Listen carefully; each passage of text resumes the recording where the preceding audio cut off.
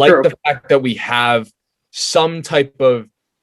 It's got to be a battle. He's got to earn it. He's got to earn it. He's got to earn it. Welcome back to the Targeting Podcast. Yes, sir. Boys, how are we doing this week? Doing wonderful. I'm doing fucking fantastic, man. We got a new quarterback for the New England Patriots. Couldn't be more excited about it. And just a huge NFL draft episode coming at you guys. So we'll get into the player of the week first, but we got a huge episode here today. So make sure you stay tuned, like, subscribe, comment below, anything you want us to ever talk about. Let's go, boys. Let's get into it. Yes, sir. All right. I'll start out with my player of the week. So we got to mention him, Kevin Porter Jr., 50 ball. Man just went off on the night. It looked like he didn't hit miss a shot on the night. He was just going off. I was watching. I didn't catch that game live, but I was watching highlights. Just couldn't be stopped from the three and in the paint. He was going off, and respect to him. Respect to him. Dude, that was disgusting performance from him. I couldn't believe that when I saw he had 50. I mean, that was incredible. And not only did he have 50, they took down the Bucks. They beat the Bucks too. So that's a huge win. Obviously, the Rockets are completely eliminated from playoff potential, but still, to beat the Bucks, that's a big night from him. I think he was also the fifth player under 21 to score 50. Did you see that? Yeah, too? and he's now the youngest ever to score 50 and 10 assists. So, yeah. So it was crazy night. Crazy night. I'm glad you mentioned him. Crazy night for him, and shout out to him. And like you said, actually, he just couldn't be stopped. And that whole night, he was guarded by Drew Holiday, one of the best perimeter defenders in the entire NBA, and he was just dropping threes with his hand in his face, crazy. So they try to switch him on a big man. I believe. I believe it was. Could have been Brooke. I saw a couple times he got switched on to Brooke. Yeah, I wanted to say. Actually, it was like 4 straight threes he switched on to Brooke. Yeah, because they were just trying to get a hand on him. But he just kept going outside. Brooke couldn't step out, so they put everyone on him. No one could stop him. So that was a crazy game, and yeah. For sure. John, do you want to go next? Yeah, I can go next. I'm going to go with a nice David Kretsch. Nice little Kretsch right here. Kretsch, he's got 6 points, I think, in the past 5 games. 2 the other night with a dirty dangle over to Halsey for a nice little top shelfer. You got to absolutely love it. Dude, Halsey absolutely. is fitting in the system. Absolutely, man. I was just saying this to I don't remember. I was saying this to somebody the other day that the Bruins just look so much better now, given that we're just spaced out more as a team. For years now, the thing about the Bruins has been, it's only the perfection line and they don't get any secondary scoring from any other line. Now that we have that second line of Craig Smith, Taylor Hall, and David Krejci, they have been producing damn near as much as the perfection line has. I mean, that line is doing everything, and it allows Charlie Coyle to step back and play his role in that third line better. I mean, everybody else can more easily play their role when we have that second line producing on a nightly basis. It's been incredible and a beautiful thing to watch. And like you said, David Krejci has been a big part of it, and that was a dirty pass to Taylor Hall on that play. A little double toe drag. He had 2 guys slide down on the other. Oh my God. Charlie Coyle needs the production at a higher level, a guy that's a one-line guy, but he's on, not the first line, obviously, but that's what you got there. It's a great system. And he actually broke a crazy long, it didn't feel like it, but he had a scoring drought of I think the number's right, that it's 28 games. It sounds like it's wrong, but I think that's the right number, which didn't feel right because he's had a good year. And he got off to a really hot start at the beginning, but he popped one in last night. Actually ended up being the game winner last night. So good to see him get back on the scoring column.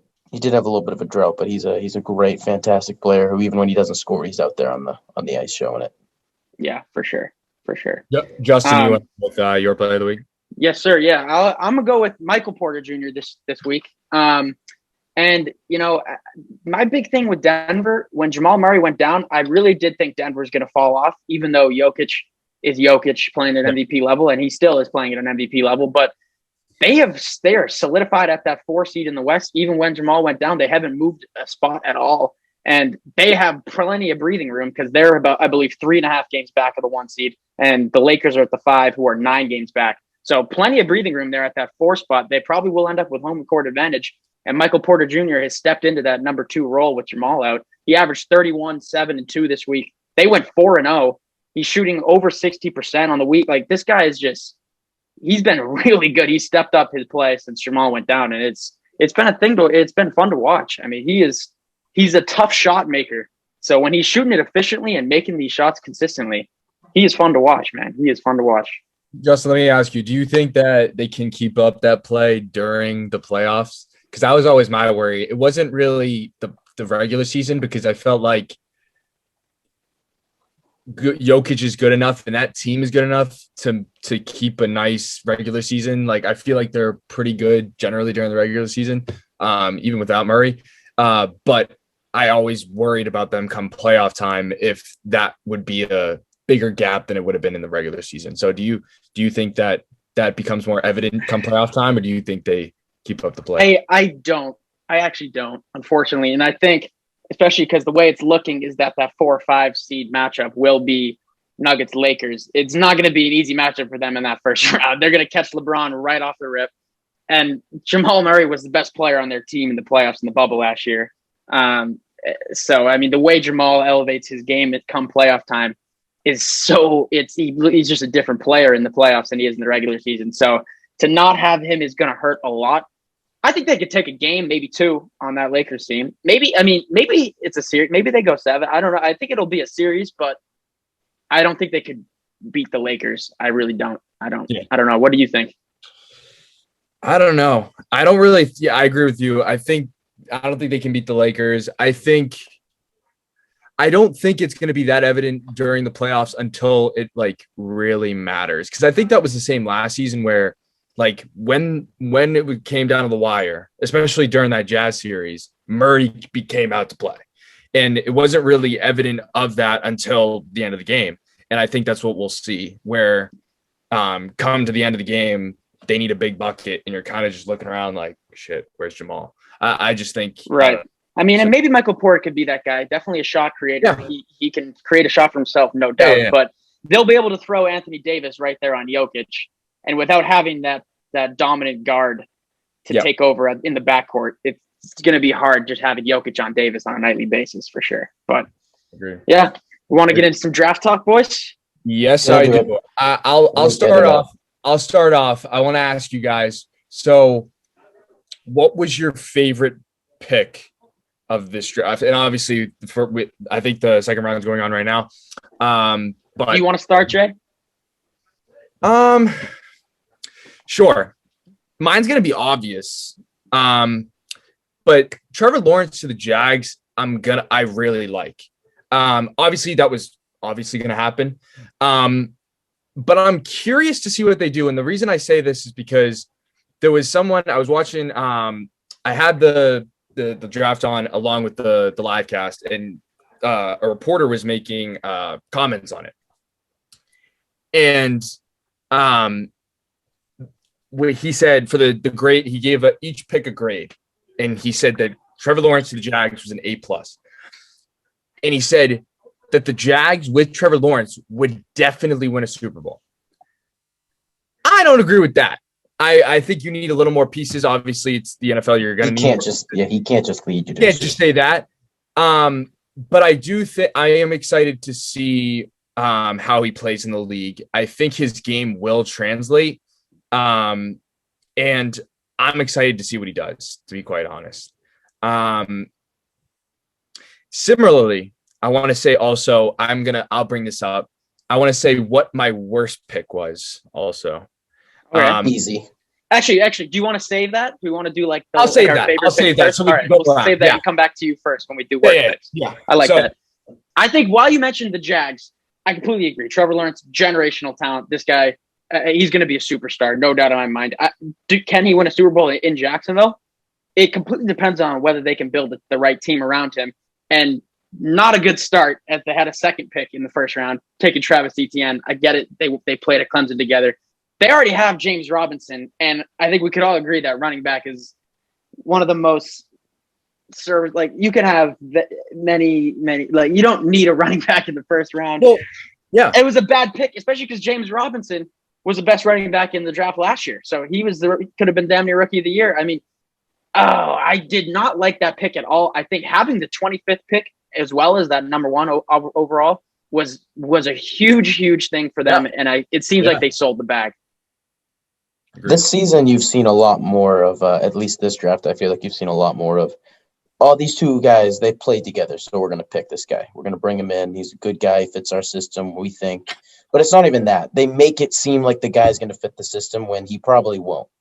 This Travis kid is probably not going to even, do that great. They're probably bringing him in just because he's a guy who knows the Trevor Lawrence scheme. He knows how the whole team works and functions. My favorite pick is actually Kyle Pitts. You lose Austin Hooper. Falcons bring in Kyle Pitts. He is an A+ grade tight end. If this kid gets the passes that he needs, I think he will be third best next to, or maybe fourth. He'll be top 5, I think, if this kid has a long career. Not that many injuries, but if he gets the playing time that he needs, the passes, the routes that he runs, this kid is fast for a tight end. This kid is strong. He's big. I mean, Gonzalez, Kelsey, Gronk, these guys are tight ends that they just fit their team schemes, and they're guys who could catch the ball. They could block as well. And I feel like Kyle Pitts can do both those things very easily. So again, will he stay with the Falcons and have that type of career? I don't know. That's based on how the Falcons run their system, but he's a kid that I think will, no matter where he goes, he will shine. Yeah, I think that's a good one, actually. And I like that pick a lot for Atlanta. It looks like they are going to run it back with Matt Ryan. So give him another chance. And they obviously have Julio Jones and Calvin Ridley at their wideouts. To bring in a tight end like Kyle Pitts, he's going to be an instant impact on that offense, no doubt. I mean, for a tight end to go 4th overall, you better be sure he's going to be damn good. And this guy is. Kyle Pitts is that. He is that for sure. And I'm excited to see him suit up for them, because in that offense, we all know that Atlanta offense is fun every single year. No matter how many games they win, it's that goddamn defense that throws it away every single freaking fourth quarter. But that offense will continue to be fun for sure, because I do like that pick as well. Let's go around the table, say our worst pick, obviously. Yeah, so I can start with that. Mine will also be, it could be obvious, could be not obvious for you guys. And this is also because I also have a bias towards this team. Zach Wilson to the Jets. Let me explain. I'm glad you mentioned it. Let me explain. Zach Wilson, there's no taking away his status as QB. He had a great pro day. Kudos to him. But he's also on BYU. And BYU hasn't done that great historically against ranked teams. They lost to Coastal Carolina. I believe they lost to Texas Tech, not the same year, but the year before. And the Jets have such a more foundational problem. They did pick up a guard. I believe it was very Elijah Tucker. That's a huge. They grabbed him at 14. So that was good. I like that. But I think in this case, if you're going to pick a QB, you have to pick the next best available in the draft. And I don't think that Zach Wilson was the next best available. I thought Justin Fields would be the next best available, and maybe Trey Lance. But I thought I would have much rather see them, even though I don't support them, but I would have much rather seen them. I don't think they needed that 2 pick. I think they give up on their QBs too easily. I don't think they build enough around their QBs. I think they make these QBs like Sam Darnold look worse than they actually are because they don't build around them. So I think by just basically getting another QB isn't solving the foundational problems. I would have loved to see them trade down. Maybe you get a few other picks, build guys around, and then build a team off of that, and then grab your QB instead of just trying to get a QB to fix the problems, because that's not going to work. So for me, that was the worst pick for me. There was some that was the most obvious, at least for me. I think you go ahead, John. You go ahead. Sorry. I was just going to say, I think Justin and I were looking at that stat the other day while we were watching the draft on FaceTime. I think the Jets are the one team that has picked, they've gone through, I think it was double-digit quarterbacks, or maybe it was 9 through the last 10 years. Yep. Nine, like good quarterbacks through the, maybe not great, but good quarterbacks. You can get through a year with one of them. Yes. But I think this pick, and it's not my worst pick, but I'll be honest with you. I think Zach Wilson for the Jets was just a running back of Sam Darnold in their last draft. I'll be honest with you. I don't think there was obviously people are going to yell and everything, but they are different QBs. They are, very, different people. But I just think that You got Sam Darnold. It clearly is not working, but obviously it's not a player thing. Sam Darnold is not a bad quarterback. He could be good. He's a guy that you have to develop. Now you're bringing in Zach Wilson, so now you have two young guys that you have to develop. And I'll be honest with you, if the guy ahead of the guy that's just coming in, Darnold's in Carolina now. That's right. I forgot about that. I keep forgetting about that. But just assuming that he was still at the Jets, I don't think the Jets would. I think the Jets would have still picked Wilson, even if Darnold was there. I'll be honest with you. Well, I wouldn't be surprised with the Jets doing that. But now that they've gotten rid of, Go ahead, Justin. My biggest thing with Zach Wilson was like leading up to this draft for weeks, arguably months now. It's just been draft starts at the third pick. 1 and 2 are locked. And I could have obviously Trevor Lawrence going 1. I was 100% on board with that. But the whole Zach Wilson going second, unquestioned, undisputed second overall pick, Zach Wilson, no chance that it's anybody else, was really surprising to me. I didn't really understand, and nobody really gave it much of a second thought because it was so undisputed. Draft starts at third pick, 1 and 2 are locked. But I was even before, I'm like questioning why Zach Wilson over Fields or Lance or some of these other guys. Like, I don't know. I mean, I'm going to be interested to see. And you mentioned it, Jerry, that they haven't done very well against ranked teams, and Zach Wilson was winless at BYU against teams with 10 or more wins. So he doesn't show up in the big games necessarily. I mean, look, but like you said, they did bring in Elijah Vera Tucker. They have Mekhi Becton. He'll have some protection in front of him now. They got they're building up their O-line, which is something Darnold really didn't see in his couple years there. So I think he'll have a better chance at being a good quarterback there than Sam Darnold did in that system.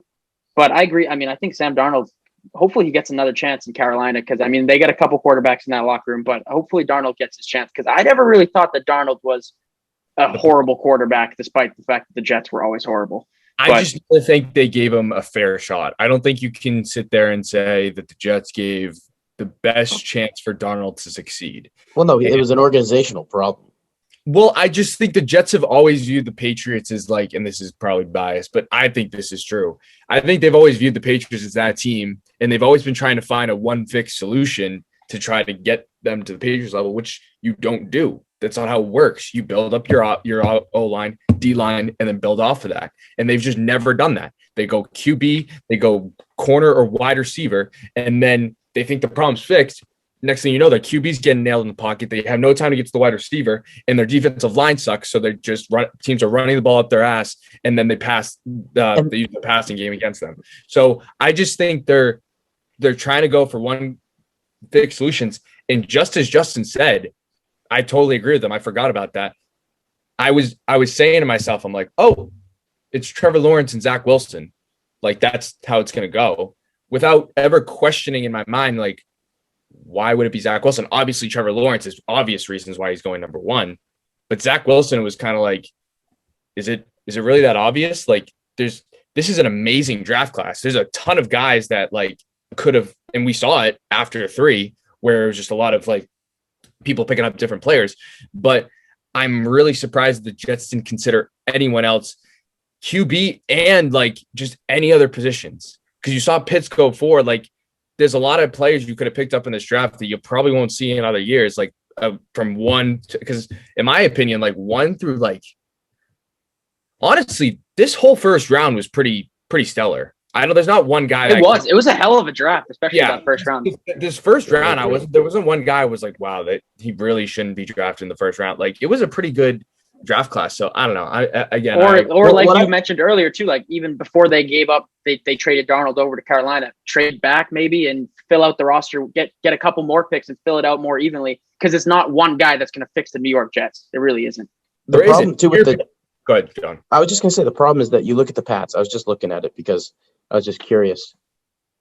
The Pats don't do one fix solutions. When we lost Brady, obviously that was a tough loss for us. That hurts. That's a strong quarterback that helps our team. But, obviously I think it was going to go to shit, but I didn't think it was going to go to shit right away. And I'll be honest with you, 7-9 for the first season, losing Brady. Honestly, I thought it was going to be much worse. And another part of it is a lot of those games were close, right? The standings don't show it, but the defense is our strongest suit there. It's just the offense we have to fill in those gaps. I mean, you look at our linebacking core, you got Kyle Vanoy, you got fucking Dante Hightower. We had what's his name, Collins. Matt Judon. I mean, our defense is ridiculous. Judon. We got we went out Josh into free Uche, agency and just said, let's sign everybody. Right, and our offensive line is even pretty solid overall for a our line offensive line is damn good. And it used to be a line that we lost everybody. We lost Solder, then we lost what's his face. I keep forgetting his name, but the other veteran there on the we lost Joe Tooney as well this year. Tooney. Yeah, we lost Joe Tooney this year, but now we just filled it in with what's his face. Trent Brown. We got our offensive line is looking like Trent Brown, Shaq Mason, David Andrews, Micah Wenwu, and Isaiah Wynn. That is a very, very solid offensive line. So these are and we will definitely get into some Patriots talk for sure. Oh, we will. Actually, but before we get into that, you can finish your thought. Actually. I was just gonna say that, Jerry, you're right. It's not a one fixed solution, but I was gonna transfer right into the guy that I think didn't deserve spot that he. I haven't said my best pick of the draft. Oh, you haven't said I'll go at it right now. I'll go at it right now, and I got to shout out the goddamn Chicago Bears for finally getting up off their ass and making a play that's going to, I actually believe, make a huge, huge, huge impact on their franchise for their future. I think trading up, taking advantage of, once you saw 7, 8, and 9, where it was Detroit, Carolina, Denver, any of them could have taken Fields. You watched them all pass up on it. Next team that needed a quarterback was most likely going to be the Patriots. So there was some breathing room there from 11 to 14, where for teams that were behind 15 to trade up and grab them. And the Bears actually did it. They got off their asses and made it happen. Trade up for 11 and bring in Justin Fields. As a Patriot fan, watching that happen was crushing. But you gotta just respect the Bears for doing that. They gave up quite a bit to do it. But I think it'll be worth it. I hope it'll be worth it. I think Justin Fields is really good. In my opinion, he could be the second best quarterback in this draft. So I think that was a hell of a job by them. A Bears team that has really just been. They've had some playoff appearances recently too, but it seems like they've just been stale for a while now. And I think this is just going to bring in a great punch for them and a lot of energy that they were really badly needing. Yeah, I don't think. Go ahead, John. No, you go. I don't think Trubisky was their guy. I think they need someone a little more personality, a little more confidence, and I think Justin Fields will be that guy for them. Good for them, honestly. As soon as they traded for that pick, I knew who it was going to be. So kudos to them for, as Justin said, getting off their asses. But yeah, John, Trubisky is not their guy. Trubisky is. I mean, he might not get another chance. I'll be honest with you. No, I'm going to say it right now. I'll be honest with you. I don't think Trubisky is going to get another chance at the league, and if he does, it'll be a backup spot. He is not a starting quarterback. In my eyes, I see him as. This is not even a good comparison, but I'm just trying to think of someone off the top of my head who I feel like has gotten the starting position and just moved back and forth around, So Mr. Trubisky is on the Bills, actually. Sorry, he got shipped to the Bills. He got shipped to the Bills. Not on the Bears. He's not on the Bears now, but we're just talking about him with the Bears. Obviously, we haven't seen him play with the Bills. I don't think he'll really get a shot. I mean, he's behind Josh Allen now. So behind Josh Allen. And so that makes it better for my comparison. Is I think he's a Brock Osweiler. Not skill-wise, but just he's going to be a guy who plays behind everyone else. He got his shot, really, and you're just not going to hear from him very much anymore, and he'll probably fall off the map. That's just my opinion. Not a bad comparison. Not a bad comparison. I just like the play. I think the Bears need, like Justin said, need somebody who's going to jumpstart that offense, push them. They already got a decent team. They have a strong defense. They got a decent team, so they just need that QB spot, which I don't know. I think Justin Fields can turn that team around. I was feeling real bad for Allen Robinson, and I'm sure he couldn't be more thrilled with the pick. So happy for him as well. This Bears team is not like they almost made that playoff spot. They just didn't have a QB that could make them take them down that road. That's a vital position. Because they started off this past year like 5-0 or 6-0. Yeah, they started and then off they strong. threw it all away. But again, they just started losing momentum, and that's how it works. But we can go into the worst player now. Jerry technically said his. I said mine. Justin, you want to say yours? Yeah, all right. Let me think. I can go. I don't want to be too harsh. I feel like maybe mine was Travis Etienne, to be honest, with the Jags. I think that was a devastatingly bad pick, given that they have James Robinson. James Robinson is so good, and to take another running back in the first round when you have a guy like him, it just makes no sense. It makes absolutely no sense to me. Because people plays Trevor Lawrence. I mean, he's on the board. I don't know. I mean, it had to have been part of it. because otherwise I just don't understand why you do that. I really don't. Maybe just to keep Trevor happy right off the bat. But I mean, it's not like he's going anywhere. He's got a rookie contract, so he's locked up for a couple of years now. I mean, I don't get it. I really just didn't get that at all. I think it could be just they want to recreate what they did in Clemson. And because you see it a lot now, like where teams will try to recreate what they did in college just to make the transition easier. And maybe I don't think Trevor Lawrence needs him for a good transition. I think he'll be fine in the league by himself. But it might just be to ease. I agree with you. I don't think that was a great pick going with the running back, but I think that it might be just to ease the transition into the league. Yeah, it could be. And then the only other one I would say is I don't think it's anywhere near like the worst pick in the draft. Like I don't think it was a devastatingly bad pick, but I think Jamar Chase to the Bengals. If Tristan's watching this, he's not going to be happy with me because he was thrilled about it. And Tristan is my twin brother, and he's a diehard Bengals fan for some reason, even though we're from New England. But he just chooses to opt out of title time. I have no idea why. But anyways, I think that they needed. I get that Jamar Chase and Joe Burrow have that chemistry from LSU. They were national champions together. They put up historic numbers with each other, and I think it's going to be. When they're both healthy, it's going to be really fun to watch. I definitely, no doubt about that. Jamar Chase could be the number one receiver in this class. I think it's honestly a toss-up between Chase, Waddle, and Devontae Smith. Who ends up being the best, we'll have to see. But I don't hate the pick at all, but I really just think it needed to be Penei Sewell. And I get that they picked the O-lineman with their second-round pick tonight.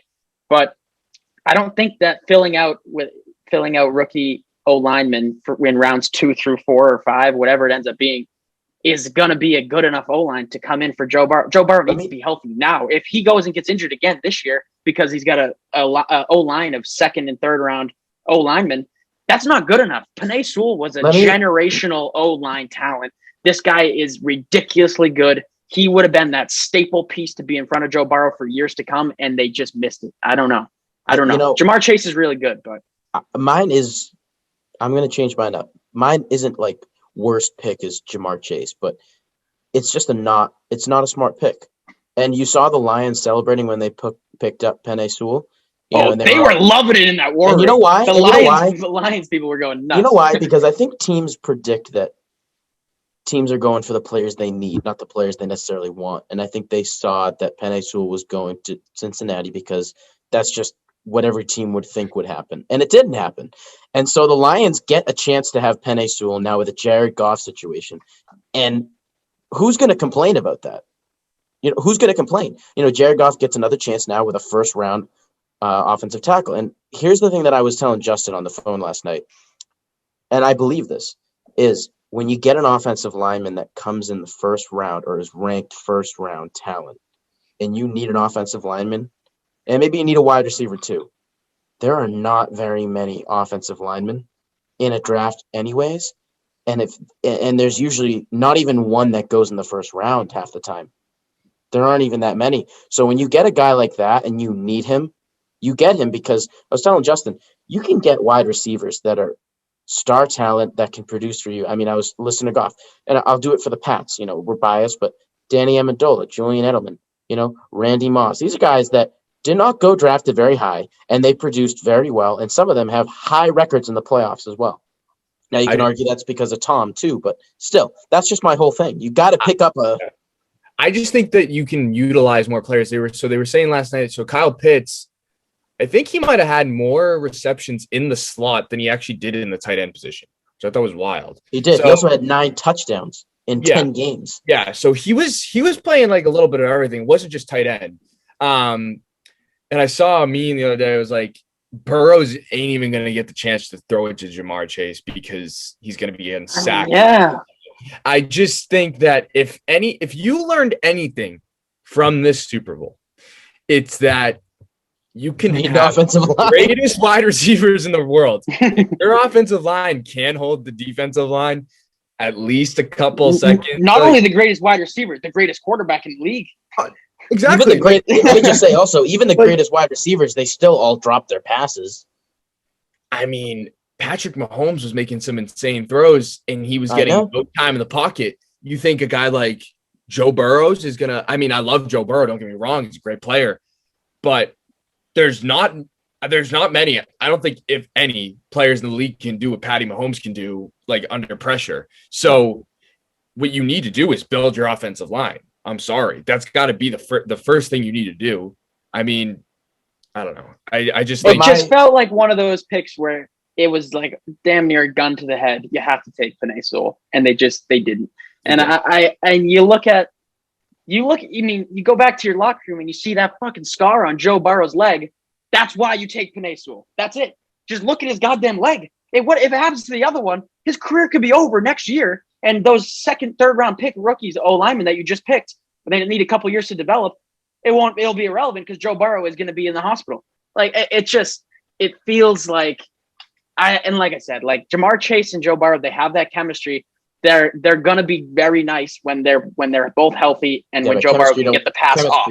Chemistry won't work when you don't get the pass off. But I was going to say my worst player though, or worst selection, not worst player. He's not a bad player. I just think where wide receivers go, there were still some better options maybe, but the Giants,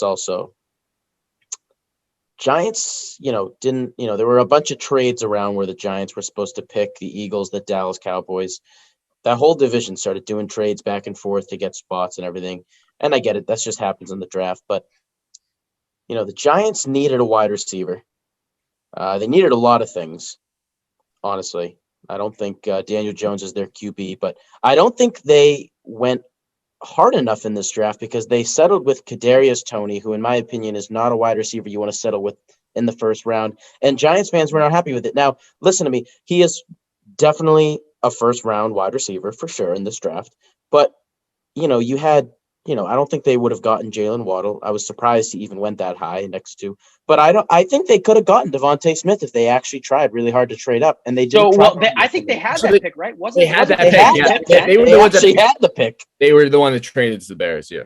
Right. So my whole problem with this issue is they could have solidified. Was it the Eagles? My bad. Sorry. Yeah, they could have solidified a Devontae Smith, and they didn't. They didn't.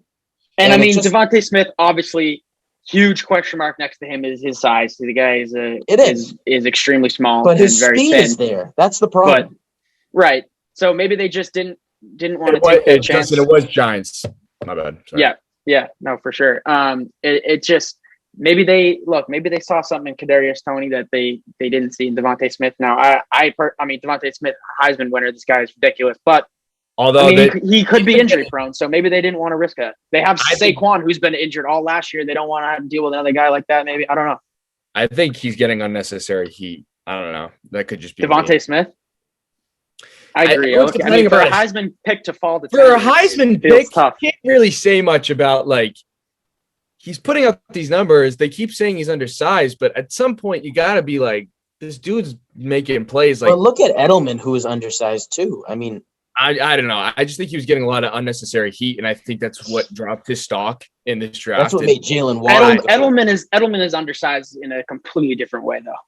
Yeah, that's true. Like this guy is long and lanky and skinny. Edelman is just small and built like a fucking brick wall.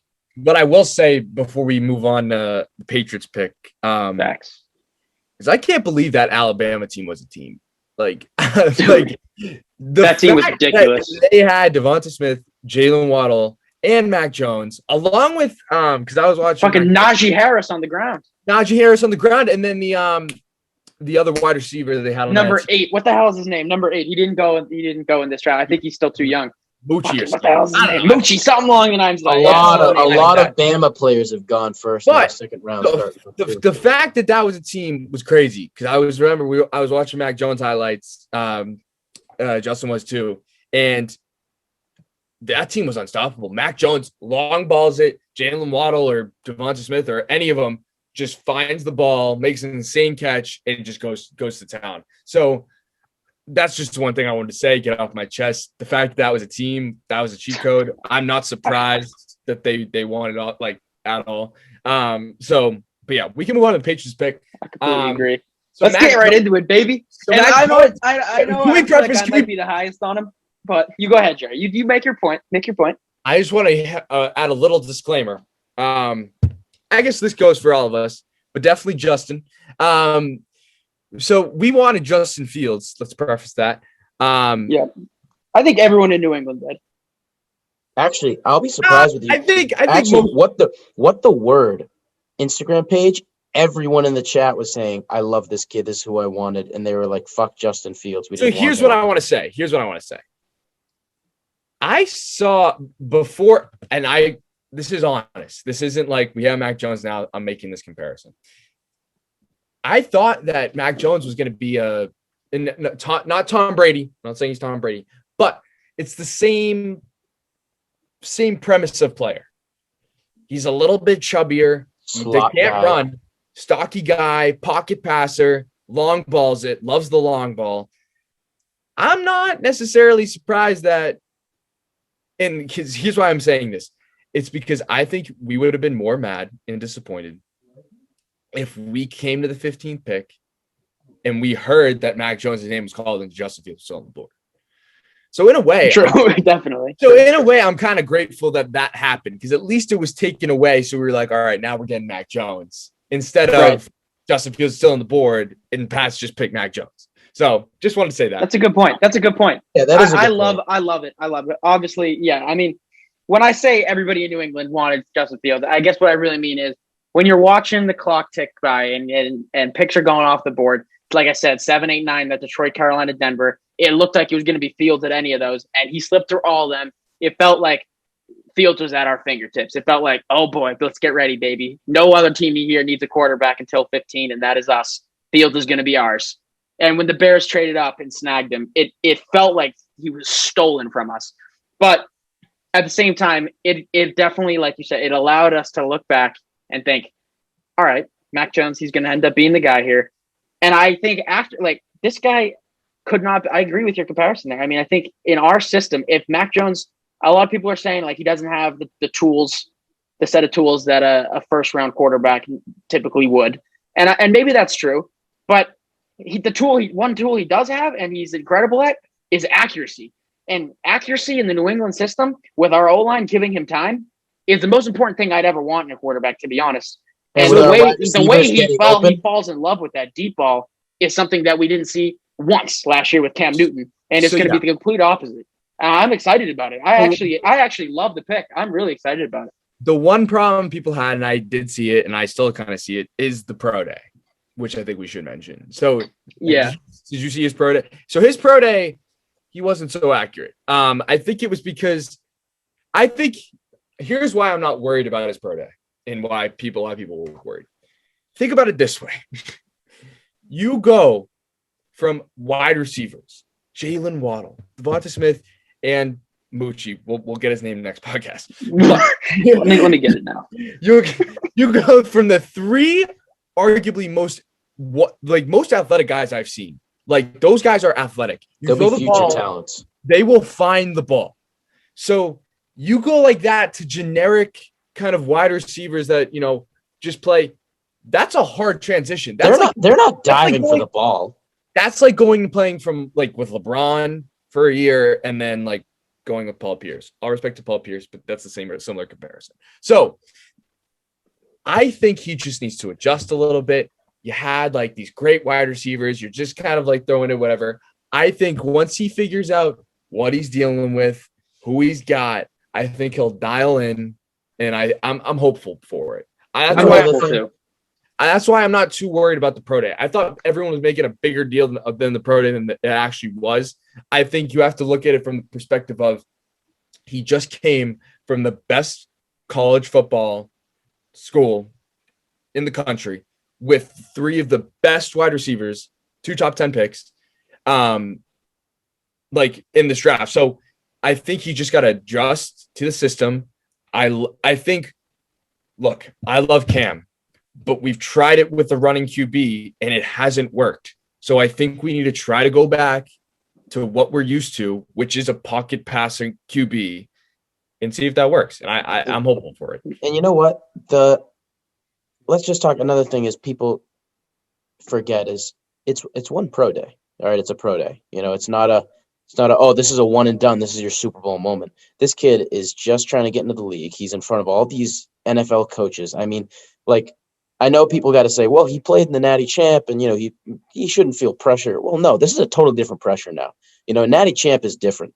It's a totally different atmosphere than Well- being in front of NFL coaches, Bill Belichick, and it's a pro day. List out the quarterbacks who have had good pro days and went high in the draft, who are no longer in the league now and who no longer produce at a high rate. That's why I was also, what I was going to say too is, you make a good point where that's why I think Zach Wilson was solidified, because he had an amazing pro day. And I'm like, 100%. I'm like, hold on. Like, sure, he could have a great pro day, but you got to look at some of these stats. Like, Mac Jones is playing some of the best colleges, the best colleges in the country, like the best defenses. Exactly. And Zach Wilson, let's face it, is not. Sure, he's winning the games, but he's not facing these, like the best defenses in the country. So you can't really make a fair comparison. Just because he can throw the ball a little accurate on pro day doesn't mean it really translates to anything in the league. That's why I think it was solidified in the draft, and Mac Jones' stock fell like. And I'll be honest with you, I'm glad Mac Jones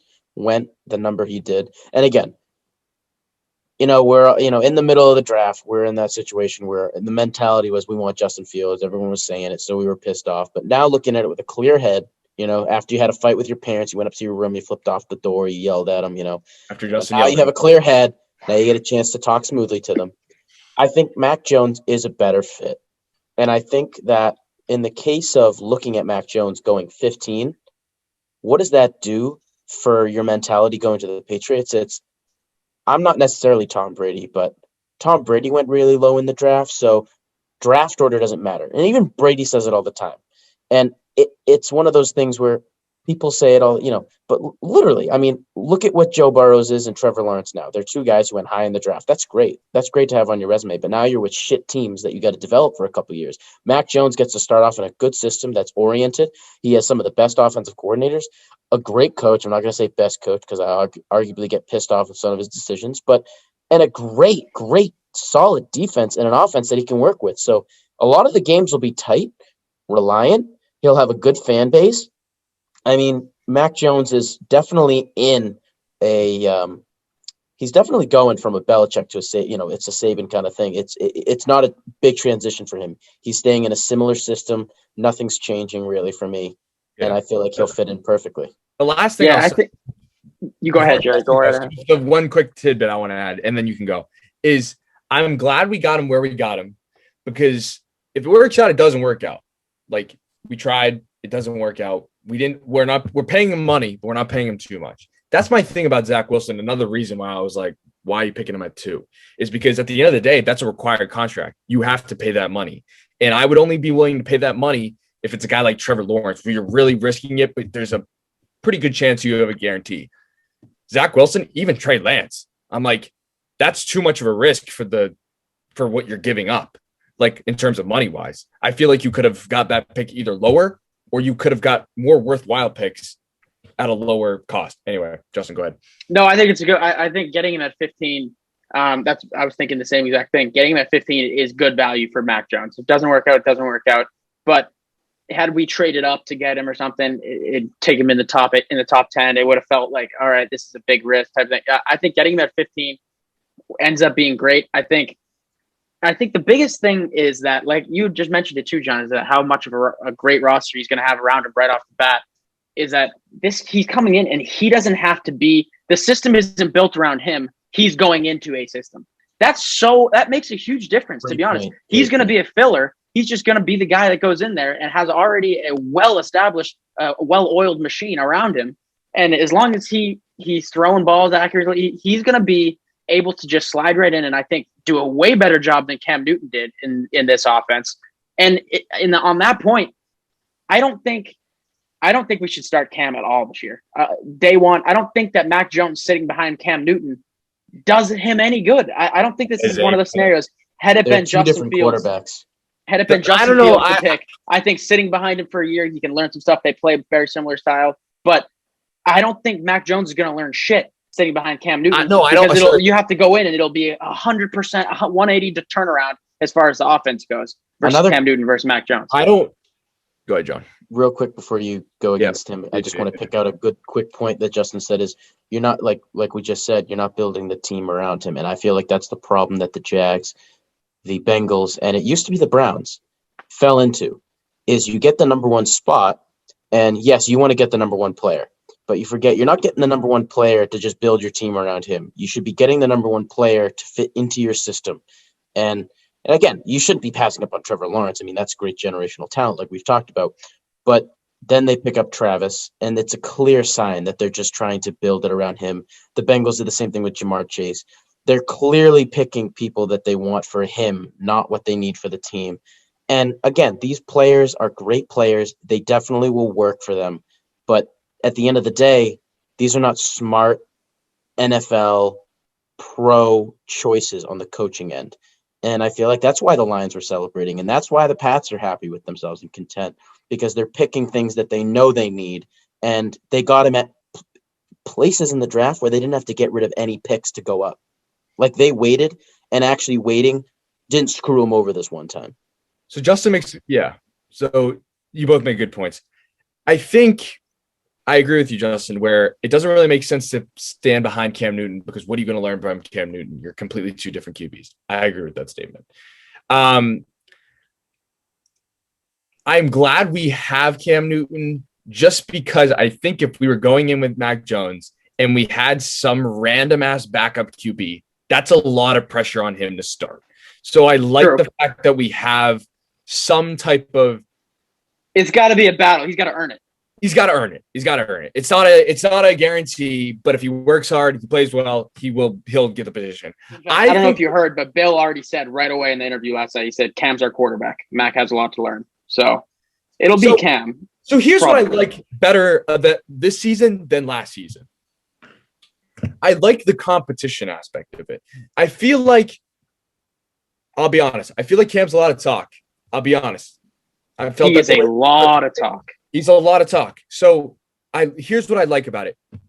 So who was our backup QB last season? Someone remind me. Jarrett Stidham and Brian Hoyer. Yeah, exactly. So worst case scenario, if Cam does bad, really bad, then your next option is Jarrett Stidham and Brian Hoyer, which you're like, I'd rather have a bad Cam, which is pretty bad, but it's like it's better than Brian Hoyer and Jarrett Stidham. It's better than a Brian Hoyer. He's a high school quarterback. It's better than that.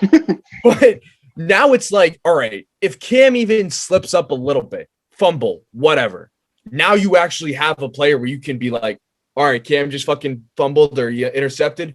Boom, bring that guy in. Bring Mac Jones in. So I feel like it's better in the sense that we will now see, if anything, if there's any chance in Cam that it'll perform. So that's why I think Bill brought in another substantial. Shit, you just cut out on my end. I don't know about you, Jared. He just froze. That last part just froze out. But that was a great point you're making now. Okay, so what I was gonna say was, can you hear me now? Yeah. It's good. So what I was gonna say is, I think we'll see a real chance at a real Cam Newton, because we have the competition. I don't think we would have gone this draft and this offseason without getting some type of, maybe not established, but pretty good QB. Because now puts pressure on Cam, like you're saying. That's what I'm saying. And when it put pressure on Cam, he'll actually have to do well. He won't have to be like, he doesn't have to go on Instagram after a game and be like, oh man, I really got to start, going to bed at 8 p.m. and waking up at 3 a.m. I think that's a lot of talk. No, you're right. Because now it's like, all right, if he fumbles or it gets an interception, it's not like we can give him a chance next drive because Brian Hoyer is our next friggin' option. But now it's not even that. It's like, oh, we're going to try Jarrett Stidham, and Jarrett Stidham's going to suck for a quarter, so we'll throw in Cam for the rest of the whole entire game. Exactly. It's not even that. It's you're not going back in because this kid is going to finish the game. This kid's got to work to get experience. So that's what I like about it, and that's what I think it will work in our system. So I think Cam's is their QB. I don't deny that. I think he'll start. But I think he's going to have to work for it more than he did last season, where he was just like losing games unnecessarily and making bad decisions. Because now Mac Jones is right behind you, and you got a real QB. I will say this though. I don't want, I hope this is a Bledsoe Brady situation, not a Brady Garoppolo situation. I hope that it's not losing Mac Jones. I don't think it will be. I don't think it will be a Brady Garoppolo, but I think a Bledsoe Brady is a good, not saying I want Cam to just get injured and then, Mac step up. Hey, you know what? I wouldn't be that upset. But I would be that upset. I don't want anybody to I would like, Bledsoe was a average quarterback. He wasn't anything huge special, I don't think. He wasn't anything that screamed, crazy. He's pretty good. He was pretty good. But again, he doesn't scream crazy, but he can, he's definitely an NFL quarterback.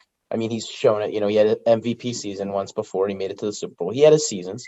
But I think that, obviously they're different players, but I think Mac Jones at least getting the Patriots and Foxborough vibe and getting the, what it's like to sit in that pocket behind those guys is going to help him. I think it's going to hurt without Julian Edelman a little bit, I'll be honest with you. But no, I think that was a fantastic point, though, Jerry. I think if that lights a fire under Cam's ass, all the better. And if he's going to be the starter and he plays well enough to keep it, I'm okay with that. I definitely am. But I agree. I think that competition between the two of them is going to be great to see, for sure. I also think it's another reason why. Not why, but you did hear about that relationship with Cam and Justin Fields in the beginning. And I always thought that would be one of the reasons why we would get Justin Fields.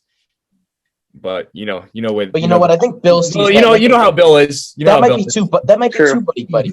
You don't want to be two guys on the field. Just that's going to be too. Like, hey, we're friends. Hey, if you want to take my spot, that's fine. I'll take your spot. That's not how Bill works. Bill works on you do your job. You don't do your job. You don't have a spot anymore on this team. Some guy takes it. Period. It's not like it's the same with what's his face, Malcolm Butler. It's not I'll miss practice one day. My buddy J.C. Jackson will fill in for me. I'll be fine. No, you miss your practice, you don't play in the Super Bowl. And again, I obviously wanted Malcolm to play, and that was a whole that was terrible. But at the end of the day, I'm glad that Bill stuck behind his principles, because you don't just give up your principles for any player. And teams got to realize that you can't have players walking all over you. We talked about the NBA. Bill knows this. I think we can move on. The last thing I want to say, if you guys want to add any points, that's fine. Yeah, we can wrap up though after finish up and take your last thoughts. I want to hear. I want to brief. The last thoughts on the draft. No. Just anything you want to say. Go ahead. Whatever you're thinking. The Rodgers situation. I want to hear your True. thoughts. All right. Yeah, it's worth bringing up, because my first thought, honestly, my thoughts are that I don't know that it's all that real. To be honest, I bet he plays in Green Bay next year. But what do you think? That's what I want to say. So if you're not aware, Aaron Rodgers apparently wants out of Green Bay, so much so that he would be willing to retire. That's reports. Did he say that? Yeah, he'd be willing to retire before. I'll pull up that source.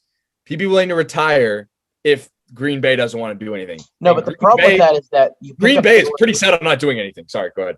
But the problem is that you pick up Jordan Love, and he's 35. So the immediate action here is, we're picking up your replacement before you're even done with your career. And this guy's already been MVP. He's made it to the NFC Conference Championship every single season. He's made it to the playoffs every season. I don't think he's missed it once.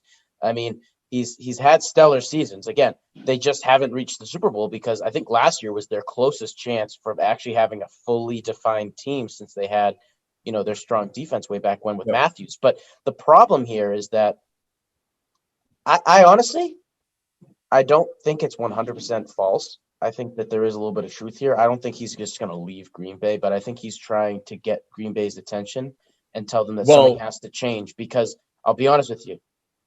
This is not, I don't want a Breeze situation here where you won one Super Bowl and then you're done. And my second favorite team is Green Bay. I just love Rodgers, and I don't know, I've always liked the team. Obviously Pat's first though, but I don't want to see this guy leave, because he fits perfectly in Green Bay. That's where his home should be. And I don't want to see it being a Breeze situation where you just have stellar quarterback seasons and you don't do anything else in the playoffs. And that's tough.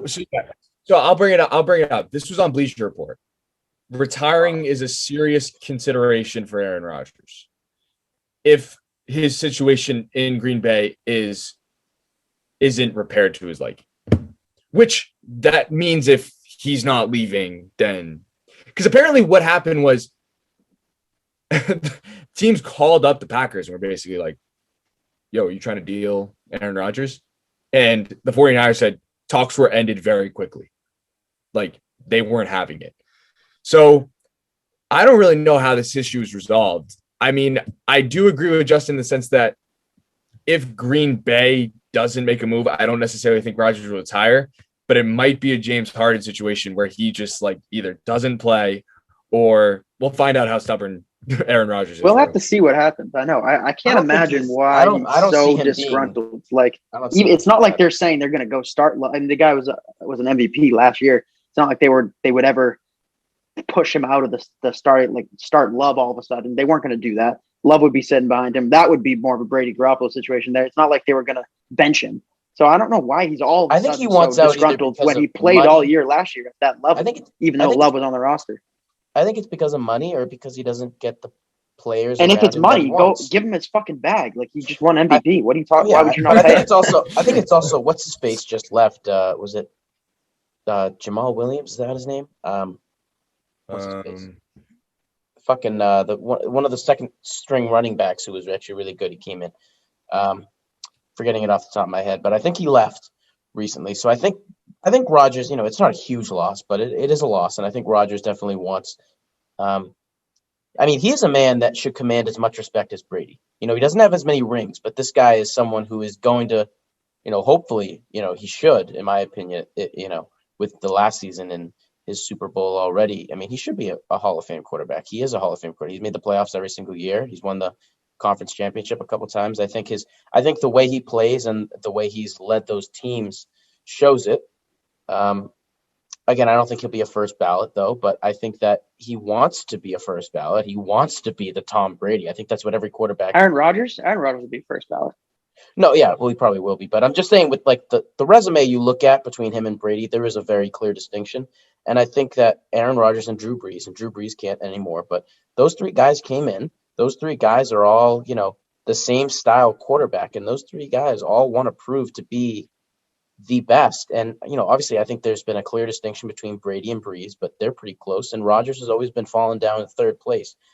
And for the right reasons. But, I'm just saying, Mike McCarthy had to leave the system. I mean, there's obviously been some problems there in Green Bay. Mike McCarthy, in my opinion, was a head coach I thought was going to be staying there for good. And there's been a clear distinction on why he hasn't. And I feel like Brett Favre had a situation with Green Bay as well. So I don't know if it's a organizational thing somewhere deep down in there that quarterbacks just have a little bit of, I don't know. We'll have to figure it out. We'll have to keep monitoring it for sure. We're wrapping up here, boys. If we want to stay under an hour, but all right. Well, so we'll stay under an hour. We'll stay under an hour. Make sure to tune in next week because we'll be talking NBA playoff push. Yes, sir. It won't be completed until next week. Right? Am I right? It'll be like the final couple games. It's going to be a big episode. Yeah, it's a lot going on in the NBA next week. We'll cover that. So too. Exactly. So stay tuned for next week for our thoughts on that. If you made it this far, as always, like, subscribe, and comment. The Celtics have tied it up. Bro, Jason Tatum has 50. I know. We are tied. We are going to have to finish down that game. 30 plus in there and a half. But anyways, we'll talk to y'all next week. It's been a nice week talking to you guys, and we'll talk next week. Peace.